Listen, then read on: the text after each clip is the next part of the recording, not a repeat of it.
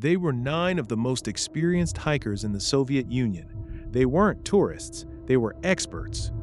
Yet, on the night of February 2nd, 1959, something on Dead Mountain terrified them so deeply that they sliced their own tent open from the inside and ran into a blizzard without boots, without coats, and without hope. Today, we open the restricted files of the Dyatlov Pass.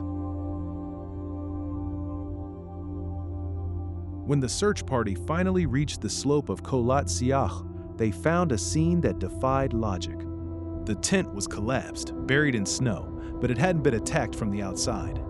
The hikers had cut their way out. 5 bodies were found within a mile, frozen in positions suggesting they were trying to crawl back to the tent. But it was the remaining 4 hikers, found months later in a ravine, that turned a tragic accident into a global mystery. This is where the official story begins to crumble. Some of the victims had massive internal injuries, crushed ribs and fractured skulls, comparable to a high-speed car crash, but there wasn't a single bruise on their skin. Even more disturbing, their clothing tested positive for high levels of radiation, and Lyudmila Dubinina, she was found missing her tongue and her eyes.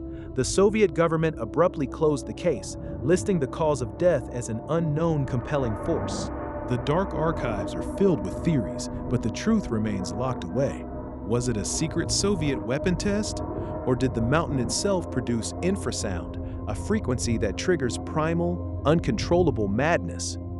Before we reveal the most recent scientific discovery from 2021, I want to hear from you. Comment redacted if you think the government is hiding the truth, or nature if you think this was a freak accident. Your theories keep these archives alive. For decades, the mystery was the mountain that made them scream. Recently, researchers proposed a rare slab avalanche, a silent, heavy shelf of snow that crushed them while they slept, forcing them to flee in a daze. But does that explain the radiation?